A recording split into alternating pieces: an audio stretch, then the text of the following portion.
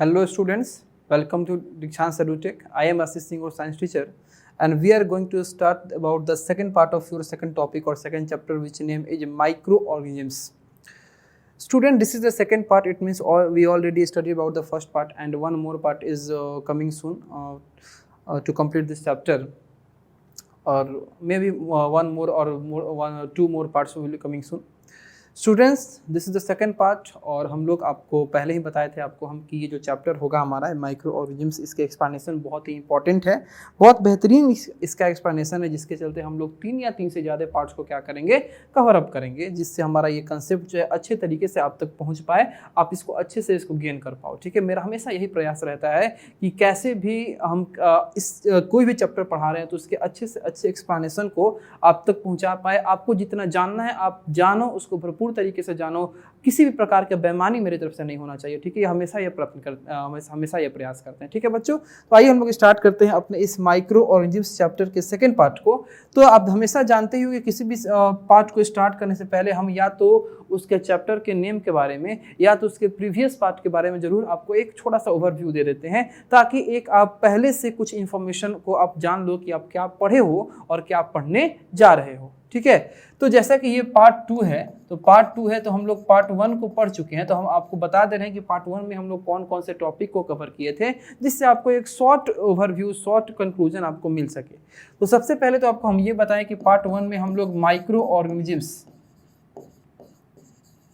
ये जो आपके पास नाम लिखा हुआ है, ये जो आपका वर्ड लिखा हुआ है माइक्रो ऑर्गेनिज्म्स, इसको पढ़ने के बाद, इसको सुनने के बाद, इसको देखने के बाद आपके दिमाग में कौन सा मैसेज आना चाहिए, इसके बारे में आपको हम एक इंट्रोडक्शन दिए थे कि माइक्रो ऑर्गेनिज्म्स के बारे में आप क्या समझ सकते हो। ठीक है, उसके बाद हम बताए थे कि माइक्रो ऑर्गेनिज्म्स के कितने टाइप्स होते हैं।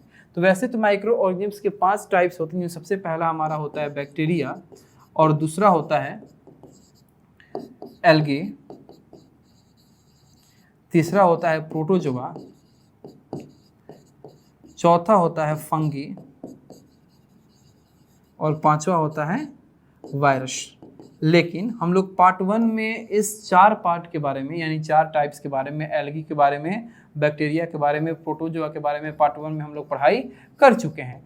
पार्ट 2 में हम लोग को अपने वायरस, यानी last part of micro organisms, last type of micro organisms, इसके बारे में पढ़ना है, और कुछ माइक्रो ऑर्गेनिज्म्स के यूजफुल और हार्मफुल इफेक्ट्स के बारे में देखने हैं, और थोड़ा सा माइक्रो ऑर्गेनिज्म्स का कमर्शियल पर्पस पे क्या हम लोग यूज करते हैं उसके बारे में समझेंगे। फिर पार्ट 3 में हम लोग नाइट्रोजन साइकिल या जो भी हमारा टॉपिक बचा हुआ है उसको हम लोग कवर अप करेंगे। ठीक है बाबू, तो आइए स्टार्ट करते हैं अपने इस सेकंड पार्ट को एक अच्छे से एनर्जी के साथ। और हमारा फर्स्ट टॉपिक रहने वाला है वायरस, जो कि हम लोग पार्ट 1 में छोड़ दिए थे। ठीक है, तो वायरस या जिसका सिंगुलर फॉर्म होता है वायरस, ये जो वायरस है हमारे माइक्रो ऑर्गेनिज्म्स को बहुत ही ज़्यादा स्मॉलेस्ट माइक्रो ऑर्गेनिज्म्स का हमारा कैटेगरी है। इसका साइज इतना छोटा है कि ये आप समझ लो कि 0.015 माइक्रोन से 0.2 माइक्रोन तक का साइज है। ठीक है, 0.015 माइक्रोन से 0.2 माइक्रोन तक का साइज होता है किसका, हमारा इस वायरस का। इतना छोटा होता है कि ये नेकेड आइज को तो छोड़ दो, नेकेड आइज से तो ना ही दिखते हैं, ये सिंपल माइक्रोस्कोप से भी नहीं दिखते हैं। इनको देखने के लिए हम लोग को इलेक्ट्रॉन माइक्रोस्कोप की आवश्यकता पड़ती है। इलेक्ट्रॉन माइक्रोस्कोप की आवश्यकता से या इलेक्ट्रॉन माइक्रोस्कोप का यूज करके हम लोग इस वायरस के एक्शन को हम लोग देख सकते हैं। यहाँ पे जो आपको मैथमेटिकल यूनिट लिखा हुआ है कि जो वायरस का साइज है, जो इस वायरस का साइज है, ये 0.015 माइक्रोन, जिसका सिंबल ये होता है। लेकिन आपको हम सिंबल, आप क्लास 8 के विद्यार्थी हो तो आपको हम सिंबल का यूज नहीं करेंगे, डायरेक्ट आपको हम लिखते हैं कि जिसका साइज होता है 0.015 माइक्रोन से लेके ये आपका 0.2 माइक्रोन तक का। अब इसके लिए आपको हम बता देते हैं, ठीक है, इसके लिए आपको हम बता देते हैं कि ये जो आपका 1 माइक्रोन जो होता है वो किसके बराबर होता है।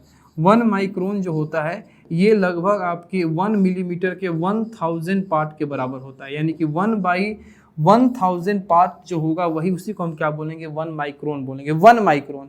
लेकिन ये जो साइज है हमारा वायरस का वो 0.015 माइक्रोन से 0.2 माइक्रोन तक का है। ये 1 माइक्रोन भी नहीं है, ये 1 माइक्रोन से भी बहुत क्या है, छोटे हैं। ठीक है, तो ये आपको एक कंपेरेबल डेटा बताए हैं माइक्रोन का मिलीमीटर से, जिससे आप एक अंदाजा लगा सको कि ये जो वायरस होते हैं एक्चुअल में कितने छोटे होते हैं, ये कितने एक्सट्रीमली स्मॉल होते हैं। ठीक है, अब समझिए कि ये वायरस जो है ये कैसे बनते हैं, ये आपका कैसे हमारे बॉडी के अंदर वायरस बनते हैं, तो कैसे बनते हैं।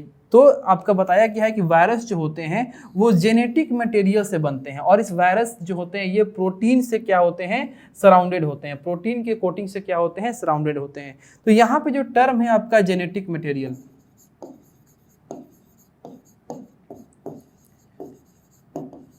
जेनेटिक मटेरियल ये टर्म है। जेनेटिक मटेरियल का मतलब क्या होता है? जेनेटिक मटेरियल का मतलब होता है कि ऐसे मटेरियल्स या ऐसे कंपोनेंट किसके, सेल के, जो हमारे जनरेशन में ट्रांसफर होने के लिए रिस्पॉन्सिबल होते हैं। यानी कि कोई भी कैरेक्टर अगर पेरेंट बॉडी से ऑफस्प्रिंग में जा रहा है, कोई अगर आपका कैरेक्टरिस्टिक्स पेरेंट बॉडी से ऑफस्प्रिंग में बेबी में जा रहा है, तो उस कैरेक्टर को ट्रांसमिट कराने के लिए कौन से मटेरियल रिस्पॉन्सिबल होते हैं, कौन से कंपोनेंट रिस्पॉन्सिबल होते हैं, that materials are called genetic material. तो ये वायरस जो होता है वो हमारे सेल के अंदर ही बनता है, और सेल के अंदर किसके द्वारा बनता है, तो हमारे सेल के अंदर जो जेनेटिक मटेरियल होते हैं, यानी कि हम बात कर रहे हैं किसका, डीएनए का या आरएनए का, यही आपका जेनेटिक मटेरियल होता है। तो डीएनए और आरएनए के द्वारा ये आपका किसको बनाया जाता है, सेल को बनाया, ये वायरस को बनाया जाता है। ये जो वायरस है इसी जेनेटिक मटेरियल्स के द्वारा बनाए जाते हैं।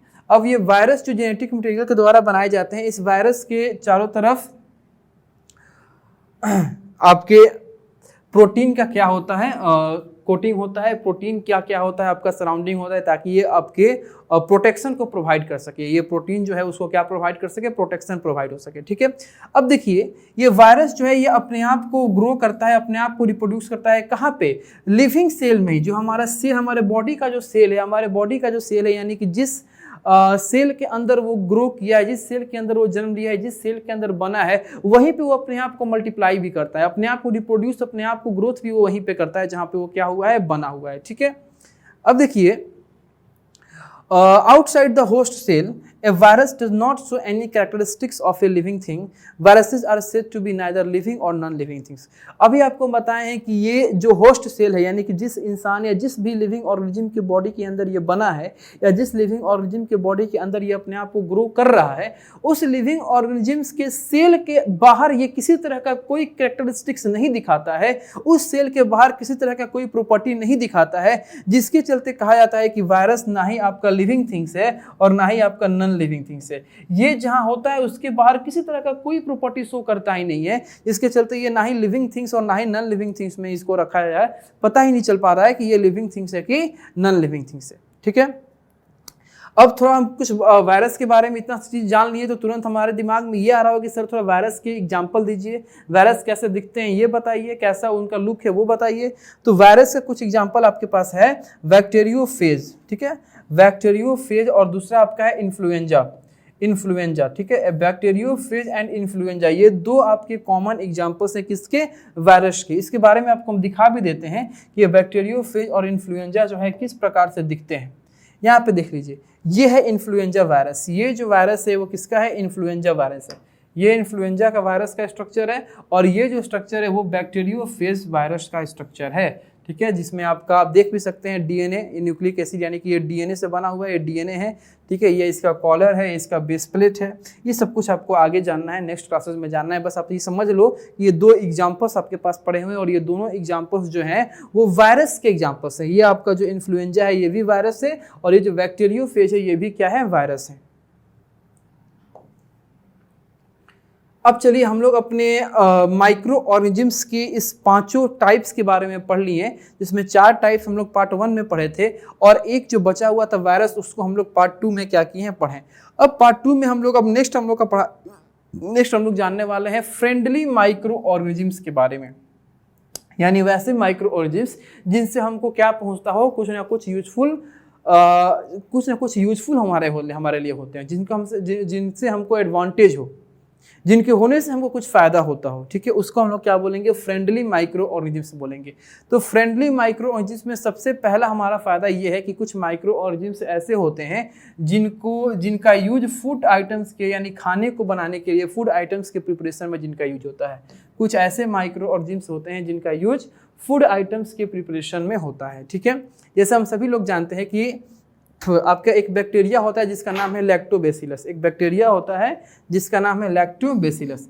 अब ये लैक्टोबैसिलस जो बैक्टीरिया है ये आपका बहुत ज़्यादा यूजफुल होता है, किस लिए, मिल्क से आपका दही बनाने के लिए, दूध से दही बनाने के लिए लैक्टोबैसिलस बैक्टीरिया बहुत ज़्यादा इंपॉर्टेंट होता है। अब देखिए, अब हम सभी लोग जानते हैं कि ये आपका लैक्टोबैसिलस जो बैक्टीरिया है ये दूध से दही बनाता है, लेकिन ये दूध से दही कैसे बनाता है इसके बारे में समझते हैं। यानी कि जो मिल्क जो होता है, हमारा दूध जो होता है, वो एक खास प्रकार के शुगर को कंटेन करता है जिसको हम लोग बोलते हैं लैक्टोज। क्या बोलते हैं?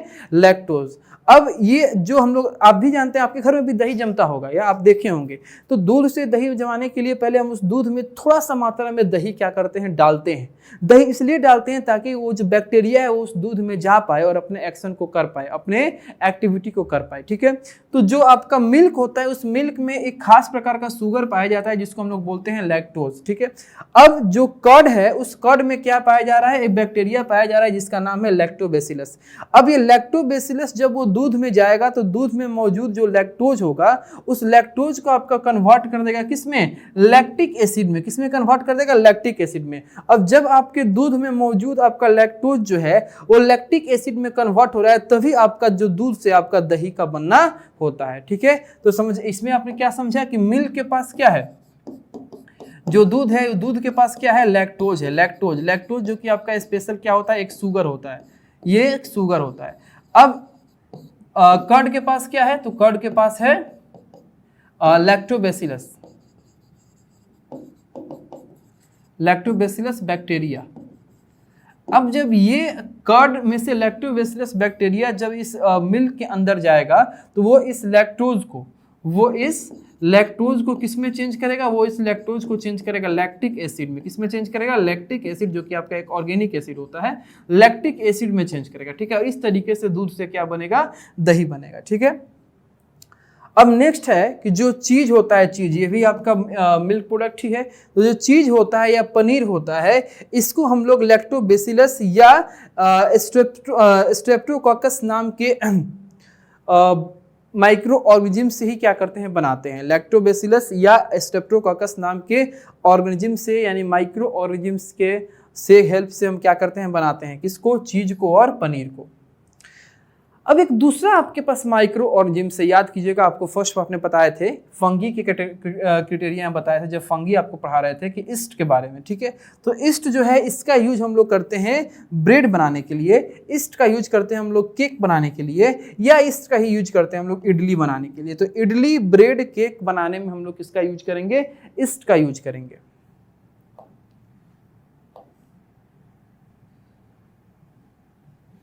चलिए, अब हम लोग ये देख लिए कि हमारे लिए आपके कुछ ऐसे भी माइक्रो ऑर्गेनिज्म्स होते हैं जो बहुत फ्रेंडली नेचर के होते हैं। फ्रेंडली नेचर का मतलब कि उनके हेल्प से हम कुछ ना कुछ इंपॉर्टेंट फूड आइटम्स बना रहे हैं। तो आप याद रखिएगा कौन कौन सा ऐसा फूड आइटम्स जो है वो हम माइक्रो ऑर्गेनिज्म्स के हेल्प से बनाए हैं। तो सबसे पहला क्या है? कर्ड, यानी मिल्क से हम लोग कर्ड यानी दूध से हम लोग दही जो बनाए हैं, तो दूध से जो हम लोग दही बनाए हैं ये माइक्रो ऑर्गेनिज्म्स के हेल्प से ही बनाए हैं। कौन से माइक्रो ऑर्गेनिज्म्स के हेल्प से? लैक्टोबैसिलस। लैक्टोबैसिलस किस टाइप्स ऑफ माइक्रो ऑर्गेनिज्म्स के अंदर आता है?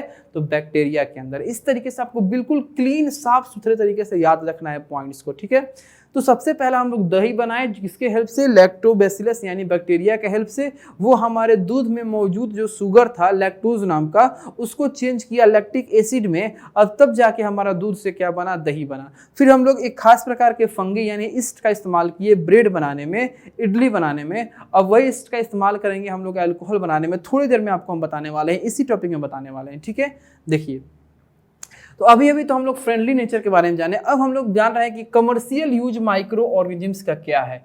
कमर्शियल यूज का मतलब कि माइक्रो ऑर्गेनिज्म्स का यूज हम लोग इस लेवल में भी करते हैं कि उनके द्वारा बनाए गए प्रोडक्ट को बेच के हम लोग कुछ पैसे को क्या कर सकते हैं? अर्न करते हैं। तो इस तरह के यूज ऑफ माइक्रो ऑर्गेनिज्म्स को हम लोग क्या कहते हैं? कमर्शियल यूज कहते हैं। यानी कि माइक्रो ऑर्गेनिज्म्स का वो यूज जिस यूज से हम कुछ मनी को अर्न करें, उनके द्वारा बनाए गए प्रोडक्ट को बेच के, उनके द्वारा बनाए गए प्रोडक्ट को सेल करके हम कुछ मनी को क्या कर सकते हैं? अर्न करते हैं।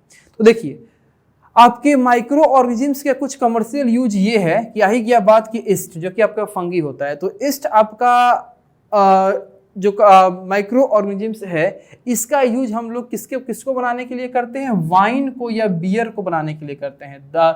जो हमारा वाइन और बियर है इसको बनाने के लिए हम लोग ईस्ट का यूज करते हैं। कैसे करते हैं, तो ईस्ट को ग्रो किया जाता है किस पे, जो हमारा नेचुरल शुगर होता है। नेचुरल शुगर कहाँ से मिलता है, जो हमारे सीरियल्स होते हैं, सीरियल्स यानी कि बार्ली, वीट, क्रस्ट फ्रूट्स, ठीक है, या राइस, इनके अंदर जो शुगर पाया जाता है, ठीक है, वहाँ पे ईस्ट का ग्रोथ कराया जाता है। जो ईस्ट है उनका ग्रो कराया जाता है कहाँ पे, तो एक नेचुरल शुगर पे, यानी प्रकृति के द्वारा जो शुगर मिलता है, यानी प्रकृति के द्वारा जो आपके सीरियल्स मिलते हैं, उस सीरियल्स के अंदर जो शुगर मौजूद होता है उसको हम लोग नेचुरल शुगर के नाम से जानते हैं। तो इस ईस्ट का ग्रोन हम कराते हैं इस नेचुरल शुगर के ऊपर। जो नेचुरल शुगर कहाँ प्रेजेंट होते हैं, तो बार्ली में प्रेजेंट होते हैं, यानी कि कुछ सीरियल्स में प्रेजेंट होते हैं, जिसमें बार्ली आ जाएगा, वीट आ जाएगा, हमारा राइस आ जाएगा। और ये तो खैर सीरियल्स नहीं है, लेकिन फिर इसमें भी आपका शुगर होता है। क्रस्ट फ्रूट्स जूस, जो हमारा फ्रूट जूस होता है इसको क्रश करके हम निकालते हैं, तो वो होता है क्रस्ट फ्रूट जूस। तो इनके अंदर जो आपका नेचुरल शुगर पाया जाता है, इस नेचुरल शुगर के ऊपर ईस्ट को ग्रो करा के और इनको किस में कन्वर्ट कराया जाता है, वाइन में, बियर में, अल्कोहल में। और इसी प्रोसेस को हम क्या कहते हैं, फर्मेंटेशन कहते हैं। क्या बोलते हैं, फर्मेंटेशन बोलते हैं। यानी कि the process of breaking down of sugar, यानी जो आपका नेचुरल शुगर मौजूद है कहाँ पे, इस सीरियल्स में, उस नेचुरल शुगर को ब्रेक करके तोड़ के किस में कन्वर्ट कर देना, अल्कोहल, अल्कोहल यानी कि वाइन में कन्वर्ट कर देना या बियर में कन्वर्ट कर देना। किसके हेल्प से, ईस्ट के हेल्प से। किसके हेल्प से, ईस्ट के हेल्प से। And this process is called fermentation, ठीक है। The process of breaking down of sugars into alcohol by the action of yeast is called fermentation. तो ये हमारा, अब इसको बेचेंगे हम, इस वाइन को बेचेंगे, इस बियर को बेचेंगे, इस अल्कोहल को बेचेंगे, और बेच के क्या करेंगे हम लोग, पैसा अर्न करेंगे। तो पैसा अर्न कर रहे हैं तो उससे वो चीज क्या कहलाता है, कमर्शियल यूज कहलाता है। क्या कहलाता है, कमर्शियल यूज कहलाता है।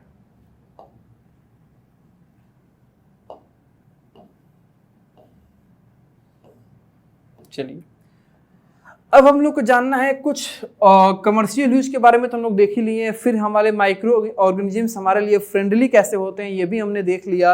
अब समझना है कि कुछ दूसरा यूज हमारे माइक्रो ऑर्गेनिजम्स का क्या क्या होता है, यानी कमर्शियल और फ्रेंडली, यानी फूड आइटम्स के बनाने के अलावा कौन कौन सा यूज होता है। तो सबसे पहला होता है कि माइक्रो ऑर्गेनिजम्स जो होते हैं ये हमारे सॉइल की फर्टिलिटी को क्या करते हैं, इंक्रीज करते हैं। सॉइल की फर्टिलिटी को इंक्रीज कैसे करते हैं, तो देखिए जितने भी हमारे घरों में जो वेस्ट होते हैं, खास करके ऑर्गेनिक वेस्ट होते हैं, जो हमारे किचन का जो वेस्ट होता है, जैसे वेजिटेबल पिल्स हो गया, फ्रूट पिल्स हो गया, चाय पत्ती हो गया, तो ये सब को अगर आप एक गड्ढे में डाल के और उसको डिकम्पोज कराना चाहो तो उसके ऊपर माइक्रो ऑर्गेनिजम्स आते हैं, अपना एक्शन दिखाते हैं और उन सारे ऑर्गेनिक वेस्ट को डिकम्पोज करके मैन्योर बना देते हैं। और उस मैन्योर को अगर तुम जाके खेतों में डाल देते हो तो खेत की फर्टिलिटी जो होती है, सॉइल की फर्टिलिटी जो होती है वो इंक्रीज कर जाती है। तो कहीं ना कहीं ये जो हमारे ऑर्गेनिक वेस्ट से ये मैन्योर में कन्वर्ट कराने का काम था वो डिकम्पोजर्स का था। और ये डिकम्पोजर्स कौन होते हैं, ये माइक्रो ऑर्गेनिजम्स ही होते हैं। तो माइक्रो ऑर्गेनिजम्स के हेल्प से हमारा जो ऑर्गेनिक वेस्ट था वो मैन्योर में कन्वर्ट हुआ और मैन्योर के हेल्प से हमारे सॉइल की फर्टिलिटी इंक्रीज हुई। इसीलिए हम ये कह सकते हैं कि माइक्रो ऑर्गेनिजम्स क्या करते हैं, हमारे सॉइल की फर्टिलिटी को क्या करते हैं, इंक्रीज करते हैं। ठीक है, अब देखिए, अब दूसरा समझिए कि कुछ ऐसे भी माइक्रो ऑर्गेनिजम्स होते हैं, कुछ ऐसे भी बैक्टीरिया होते हैं जो सॉइल के साथ रहते हैं और सॉइल के साथ रह के हमारे एटमॉस्फेयर से नाइट्रोजन को लेके हमारे सॉइल में क्या करते हैं, फिक्स करते हैं नाइट्रेट के फॉर्म में। और उस सॉइल में फिक्स जो नाइट्रोजन होता है उससे हमारे प्लांट क्या करते हैं, अचीव करते हैं, गेन करते हैं और फिर अपने आप को क्या करते हैं, ग्रोथ करते हैं। तो देखिए जैसे कि मान लीजिए कि ब्लू ग्रीन एल्गे है। क्या है, blue green algae. Blue green algae रहता क्या है, सॉइल में। अब ब्लू ग्रीन एल्गे सॉइल में रह के क्या करेगा कि हमारे एटमॉस्फेयर में जो नाइट्रोजन होगा उस नाइट्रोजन को नाइट्रेट के फॉर्म में चेंज करके हमारे सॉइल में क्या करेगा, फिक्स करेगा। अब सॉइल में जो हमारे प्लांट्स ग्रो कर रहे हैं, अब प्लांट्स की बेहतर ग्रोथ के लिए आप भी जानते हैं नाइट्रोजन का होना बहुत जरूरी है। और वो प्लांट डायरेक्ट तो एटमॉस्फेयर से नाइट्रोजन ले नहीं सकते हैं, उनके पास ये एबिलिटी नहीं है कि डायरेक्ट एटमॉस्फेयर से क्या ले ले, नाइट्रोजन ले ले। तो प्लांट्स सॉइल में मौजूद जो नाइट्रोजन होता है उसी को वो क्या करते हैं, गेन करते हैं। तो ये सॉइल में नाइट्रोजन के अमाउंट को डालता कौन है? तो सॉइल के अंदर नाइट्रोजन के अमाउंट को, वैसे तो फर्टिलाइजर होते हैं, फर्टिलाइजर से भी आपका नाइट्रोजन रिप्लेनिश होता है, लेकिन फर्टिलाइजर या मैन्योर का यूज नहीं करना है। आपको किसका यूज करना है? ब्लू ग्रीन एल्गे का।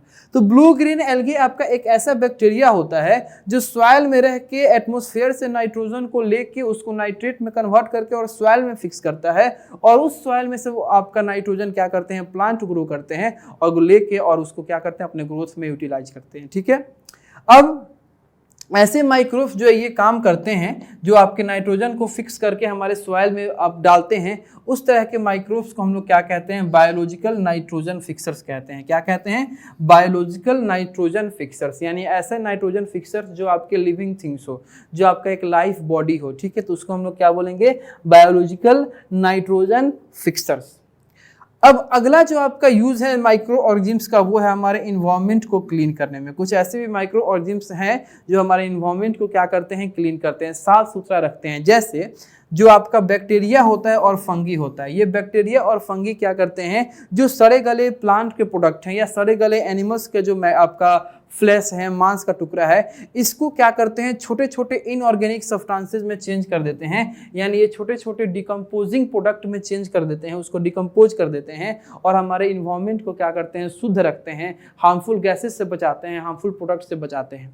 तो ये जो बैक्टीरिया है या जो फंगी है, जो ये सड़े गले पेड़ पौधे के मैटर को या सड़े गले एनिमल्स के मैटर को क्या कर रहे हैं? छोटे छोटे इनऑर्गेनिक सब्सटेंसेस में क्या कर रहे हैं? चेंज कर दे रहे हैं। ये आपका प्रोसेस डिकम्पोजिशन कहलाता है, और इस तरह के माइक्रो ऑर्गेनिज्म्स को हम लोग डिकम्पोजर्स कहते हैं।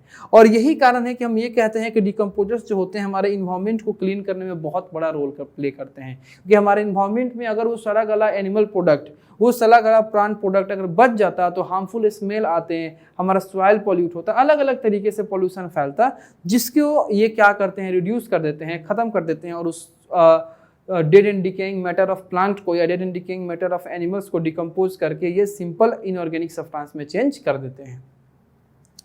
अब देखिए, कुछ ऐसे भी माइक्रो ऑर्गेनिज्म्स होते हैं, आप लोग की क्लास 7 में पढ़ लिए हैं, लास्ट में पढ़ के ही आए हो आप लोग। कुछ ऐसे भी माइक्रो ऑर्गेनिज्म्स होते हैं जिनका यूज हम लोग अपने म्युनिसिपल सीवेज, यानी कि जो आपके कॉलोनी से, आपके घर से, आपके शहरों से जो गंदा पानी निकलता है, पॉल्यूटेड वाटर निकलता है, वो म्युनिसिपैलिटी ऑफिस में जाता है। वहाँ पे बहुत ज़्यादा क्या होता है? अलग अलग स्टेप में वो क्लीन किया जाता है, उसको रिफाइन किया जाता है, और रिफाइन करके फिर से उसको भेजा जाता है।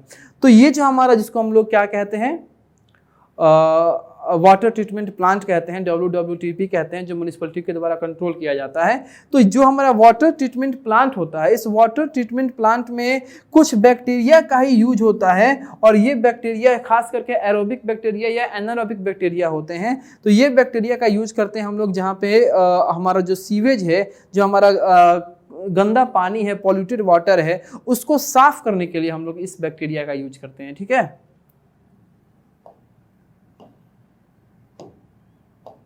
चलिए, तो अभी तो हमने समझा कि माइक्रो ऑर्गेनिज्म्स फूड आइटम्स को बनाने में कैसे यूज होते हैं, माइक्रो ऑर्गेनिज्म्स का यूज हम लोग फूड आइटम्स को बनाने में कैसे करते हैं।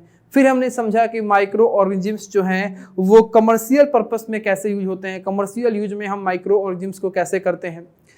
उसके बाद हमने समझा कि हमारे खेतों की फर्टिलिटी को बढ़ाने के लिए, हमारे खेत में नाइट्रोजन को फिक्स करने के लिए, हमारे सीवेज को ट्रीट करने के लिए या हमारे सीवेज को साफ सुथरा करने के लिए कैसे ये माइक्रो ऑर्गेनिज्म्स अपने रोल को प्ले करते हैं। अब हम लोग बात करेंगे कि ये माइक्रो ऑर्गेनिज्म्स कैसे हमारे इंडस्ट्रीज में हमको हेल्प करते हैं, हमारे इंडस्ट्रीज में हमको क्या करते हैं? हेल्प करते हैं। तो सबसे पहला है, हम बात करेंगे बैक्टीरिया के बारे में। तो बैक्टीरिया जो है इसका यूज किया जाता है लेदर इंडस्ट्री में। किसके लिए? हमारे एनिमल्स की स्किन को टैनिंग करने के लिए। हमारे एनिमल्स की स्किन को टैनिंग करने में इस बैक्टीरिया का यूज होता है, और टैनिंग करने के बाद जो लेदर है उस लेदर को सॉफ्ट बनाने में और सॉफ्ट और फ्लेक्सिबल बनाने में इस बैक्टीरिया का यूज किया जाता है। अब देखिए, बैक्टीरिया का यूज हम लोग जूट इंडस्ट्री में भी करते हैं, यानी कि माइक्रो ऑर्गेनिज्म्स का यूज हम लोग जूट इंडस्ट्री में भी करते हैं। किसके लिए? तो जो हमारा जूट फाइबर है, उस जूट फाइबर को उस जूट प्लांट के स्टेम से क्या करने के लिए? बाहर निकालने के लिए। हमारे जूट फाइबर को उसके स्टेम से बाहर निकालने के लिए क्या करके? हमारे स्टेम टिश्यूज को डिस्ट्रॉय करके। ठीक है। इसी प्रोसेस को हम क्या कहते हैं, रेटिंग कहते हैं। यानी जो माइक्रो ऑर्गेनिज्म्स हैं ये जूट प्लांट के स्टेम को डिस्ट्रॉय कर देंगे, उसके स्टेम जो कि उसमें आपका जूट फाइबर भी होता है उसको डिस्ट्रॉय करते हैं, और जूट स्टेम को डिस्ट्रॉय करने के बाद उसमें से जूट फाइबर को सेपरेट करते हैं या सेपरेट करने में हेल्प करते हैं। इसी प्रोसेस को हम लोग रेटिंग कहते हैं। और यहाँ से आप देख सकते हो कि कैसे ये बैक्टीरिया हमारे लिए यूजफुल हैं, खास करके जूट इंडस्ट्री में। कि जूट इंडस्ट्री में जूट फाइबर को ऑब्टेन करना ही मेन काम होता है उसके प्लांट से, और इस जूट फाइबर को ऑब्टेन करने में ये जो हमारे बैक्टीरिया है या ये जो हमारे माइक्रो ऑर्गेनिजम्स हैं ये बहुत ज़्यादा रोल प्ले करते हैं। ठीक है। अब देखिए ये जो आपके माइक्रो ऑर्गेनिजम्स होते हैं ये एंटीबायोटिक्स बनाने में, एंटीबायोटिक्स होता क्या है, तो एंटीबायोटिक्स आपका एक ऐसा मेडिसिन होता है जो हमारे बॉडी के अंदर उस तरह के माइक्रोब्स को मार देता है जो माइक्रोब्स हमारे डिजीज को कॉज कर सकते हैं या हमारे डिजीज को क्या करते हैं, ग्रो करा सकते हैं। उस तरह के माइक्रो ऑर्गेनिजम्स को ये क्या करता है, हमारे बॉडी के अंदर ही खत्म कर देता है, हमारे बॉडी के अंदर ही मार देता है। कैसे आप लोगों को कोई तबीयत खराब होता है, जैसे मान लीजिए बुखार हो गया, सर्दी हो गया, खांसी हो गया, जब आप डॉक्टर के पास जाओगे, जब आप मेडिकल स्टोर के जाओगे तो वहां से आपको दवा तो दिया ही जाता है, कुछ एंटीबायोटिक्स भी दिया जाता है कि लो बाबू ये खा लेना, घाव फुंसी हो गया लो बाबू एंटीबायोटिक खा लेना। तो बेसिकली ये एंटीबायोटिक डॉक्टर देते हैं तो क्यों देते हैं, या मेडिकल स्टोर पर मिलता है तो क्यों मिलता है। तो एंटीबायोटिक देने का जो मेन कारण ये है कि जो भी बीमारी आपको हुआ है उस बीमारी से रिलेटेड जो भी माइक्रोब्स आपके बॉडी में होंगे, जो भी पैथोजन आपके बॉडी में होंगे, जो या तो आपकी बीमारी को और बढ़ा रहे होंगे या आपकी बीमारी को और अलग अलग बीमारी को और जन्म दे रहे होंगे, वो पैथोजन को क्या करे, जाकर डिस्ट्रॉय करे। वो सीधे उस एंटीबायोटिक सीधे उस सोर्स पे ही अटैक करता है, उस पैथोजन को ही मारता है, उस माइक्रोब्स को ही मारता है जो बीमारी को ग्रो करा रहे हैं, जो बीमारी को जन्म दे रहे हैं। ठीक है। तो इस एंटीबायोटिक्स को बनाने में भी हम लोग माइक्रो ऑर्गेनिजम्स का यूज कर रहे हैं। सोचिए माइक्रो ऑर्गेनिजम्स का यूज कर रहे हैं माइक्रो ऑर्गेनिजम्स को मारने में। इसीलिए बताए थे कि आपके दो तरह के माइक्रो ऑर्गेनिजम्स होते हैं, एक यूजफुल होता है और एक हार्मफुल होता है। हार्मफुल माइक्रो ऑर्गेनिजम्स जिसके द्वारा हमको बीमारी होता है उसको हम लोग पैथोजन कहते हैं। तो वो हमारे बॉडी में अगर आ जाएगा, हमारे बॉडी के अंदर अगर वो प्रवेश कर जाएगा तो हमको बीमारी देगा। लेकिन उसी माइक्रो ऑर्गेनिजम्स जो कि आपका अलग कैटेगरी होता है यूजफुल का, उसका यूज करेंगे हम एंटीबायोटिक बनाने में, और वो एंटीबायोटिक उसी पैथोजन को क्या करेगा, जाके मार देगा। तो एक ही क्राइटेरिया से, एक ही ग्रुप से आपके दो अलग अलग पार्ट निकल रहे हैं, एक यूजफुल का और एक हार्मफुल का। हार्मफुल जो कि बीमारी पैदा कर रहा है और यूजफुल जो उस बीमारी पैदा करने वाले को क्या कर रहा है, डिस्ट्रॉय कर रहा है। ठीक है। तो माइक्रो ऑर्गेनिजम्स का यूज हम लोग एंटीबायोटिक के प्रिपरेशन में भी करते हैं। और एंटीबायोटिक्स होता क्या है, तो एंटीबायोटिक्स आपके एक ऐसे मेडिसिन होते हैं जो कि आपके खत्म कर देते हैं उस तरह के माइक्रोब्स को जो माइक्रोब हमारे डिजीज को क्या करते हैं, कॉज करते हैं। ठीक है। अब माइक्रो ऑर्गेनिजम्स का ही यूज किया जाता है इस एंटीबायोटिक्स को बनाने में। सबसे पहला एंटीबायोटिक्स जो है वो पेंसिलिन था। इस पेंसिलिन को बनाने वाले थे हमारे अलेक्जेंडर फ्लेमिंग्स, जो 1928 में 1928 में माइक्रो ऑर्गेनिजम्स का ही यूज करके ये पेंसिलिन नाम के एंटीबायोटिक्स को सबसे पहले क्या किए थे, डिस्कवर किए थे या बनाए थे। ठीक है, नाम याद रखिएगा, अलेक्जेंडर फ्लेमिंग। कब बनाए थे, 1928 में, 1928 में बनाए थे। किस एंटीबायोटिक को बनाए थे, तो पेंसिलिन नाम के एंटीबायोटिक को बनाए थे।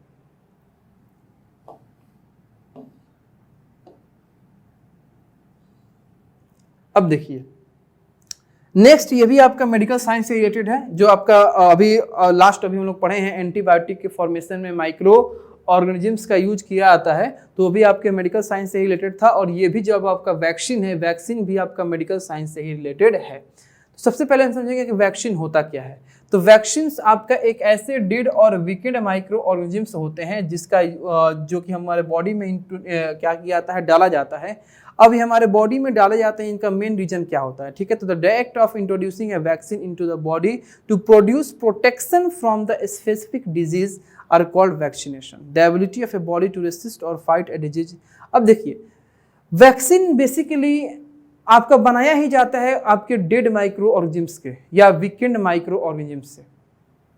तो ऐसे माइक्रो ऑर्गेनिजम्स जो डेड हो चुके हों उनके द्वारा, या जो वीकेंड हो, जो आपके कमजोर हो चुके हैं, उनके द्वारा वैक्सीन बनाया जाता है। और डेड या वीकेंड माइक्रो ऑर्गेनिजम्स को वैक्सीन के फॉर्म में आपके बॉडी के अंदर इंट्रोड्यूस किया जाता है, आपके बॉडी के अंदर डाला जाता है।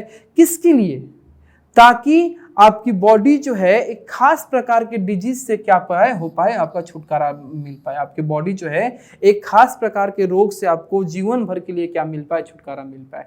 जैसे मान लीजिए अभी कोरोना वायरस के चलते हमारा कोविड-19 नाम का जो बीमारी है ये पूरी तरीके से फैल रहा था। तो आप लोग सुने होंगे अपने घर में बैठ के कि दवा से ज़्यादा हमारे साइंटिस्ट वैक्सीन का खोज कर रहे थे कि वैक्सीन जो होता है वो बहुत ही ज़्यादा आपका इफिशिएंट होता है, वैक्सीन बहुत ज़्यादा असरदार होता है। एक बार अगर वैक्सीन लग गया तो समझिए कि वो जीवन भर के लिए वो खास बीमारी आपको नहीं पकड़ सकता है। जैसे हम लोग जब छोटे होते हैं तो हम लोग को 2 बार 3 बार 4 बार वैक्सीन लगाया जाता है, 5 बार 6 बार वैक्सीन लगाया जाता है, और वो वैक्सीन जो लगाया जाता है वो किसी न किसी खास प्रकार के बीमारी को ना होने के लिए लगाया जाता है। और ये वो वैक्सीन अगर एक बार लग जाता है तो हमको जीवन भर उस बीमारी से जीवन भर हमको वो बीमारी नहीं होती है। तो वैक्सीन आपका बनाया किससे जाता है, तो वैक्सीन आपका कुछ यही डेड और वीकेंड माइक्रो ऑर्गेनिज्म से बनाया जाता है, जिसको हमारे बॉडी में इंट्रोड्यूस किया जाता है। किसके लिए, तो किसी खास प्रकार के स्पेसिफिक डिजीज या किसी खास प्रकार के स्पेसिफिक बीमारी से प्रोटेक्शन पाने के लिए हमको वैक्सीनेशन किया जाता है या वैक्सीन लगाया जाता है।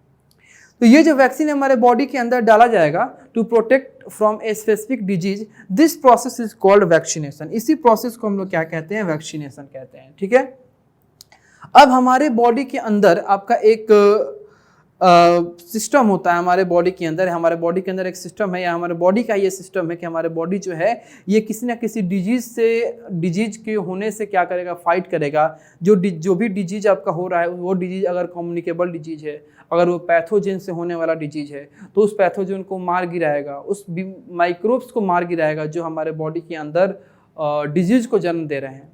तो इसी एबिलिटी को हम क्या कहते हैं, इम्यूनिटी कहते हैं। क्या बोलते हैं, ह्यूमैनिटी कहते हैं। यानी हमारे बॉडी का ऐसा एबिलिटी, हमारे शरीर का ऐसा एबिलिटी, जिस एबिलिटी से हमारे बॉडी में होने वाले डिजीज से हमारी बॉडी लड़ पाए, उस डिजीज को क्या करे, ओवरकम कर पाए, उस डिजीज कॉजिंग पैथोजेंस को क्या करे, मार गिराए। इस एबिलिटी को हम क्या कहते हैं, इम्यूनिटी कहते हैं। इसी एबिलिटी को हम क्या बोलेंगे, इम्यूनिटी बोलेंगे।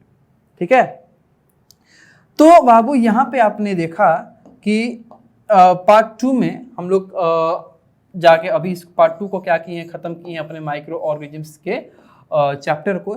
इसमें हम लोग बहुत कुछ समझे। इसमें हम लोग पहले तो जो हम लोग पार्ट 1 में बच गया था वायरसेस, इसके बारे में समझे। फिर हम लोग समझे थे फ्रेंडली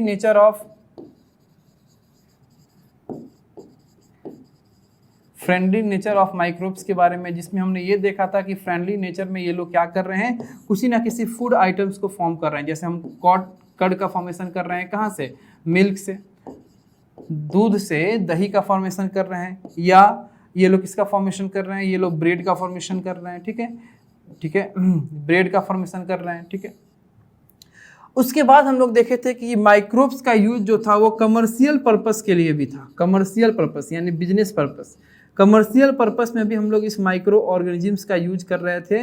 जैसे कि हम लोग फर्मेंटेशन के प्रोसेस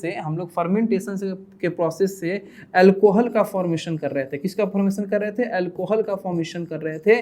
किसके हेल्प से कर रहे थे, ईस्ट के हेल्प से कर रहे थे। कहाँ से कर रहे थे, तो हमारे सीरियल्स में जैसे बार्ली, व्हीट, इन सब में जो हमारा ऑर्गेनिक ये नेचुरल शुगर मिलता है, उस नेचुरल शुगर को ब्रेक डाउन करके उसको अल्कोहल में कन्वर्ट कर रहे थे। किसके एक्शन से, ईस्ट के एक्शन से। तो हमारा कमर्शियल पर्पस था।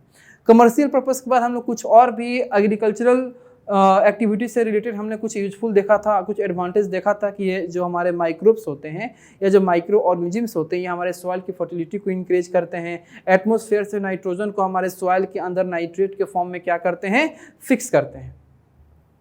उसके बाद हमने देखा कि ये हमारे माइक्रो ऑर्गेनिजम्स जो होते हैं ये एंटीबायोटिक के फॉर्मेशन में हमको हेल्प करते हैं, या डायरेक्ट ये वैक्सीन के फॉर्म में हमारे बॉडी में इंट्रोड्यूस किए जाते हैं। ये सारी चीज़ें हम लोग पार्ट 2 में देख लिए। पार्ट 3 में हम लोग पढ़ने वाले हैं हार्मफुल इफेक्ट के बारे में। यानी कि अभी पार्ट 2 में जितनी भी चर्चा हो, ये सब यूजफुल आपका इफेक्ट था। किसका, माइक्रोब्स का या माइक्रो ऑर्गेनिजम्स का। पार्ट 2 में हम लोग पढ़ेंगे हार्मफुल इफेक्ट्स के बारे में। ठीक है, तब तो वेट कीजिए, जल्दी मिलते हैं आपसे हम पार्ट 3 को लेके। आपसे हम जल्दी मुलाकात करते हैं, तब तक के लिए वेट कीजिए। और आई होप कि पार्ट 1 और पार्ट 2 के एक्सप्लेनेशन या कंसेप्ट आपको अच्छे तरीके से आपके दिमाग में बैठे होंगे, आपको समझ में आए होंगे, क्योंकि हमेशा मेरा यही प्रयास रहता है कि आपको अच्छे से अच्छे कंसेप्ट के एक्सप्लेनेशन को आपके दिमाग में बैठा दिया जाए। ठीक है, तो मन लगा के पढ़िए। तब तक के लिए थैंक यू, और मिलते हैं आपसे हम लोग पार्ट 3 में।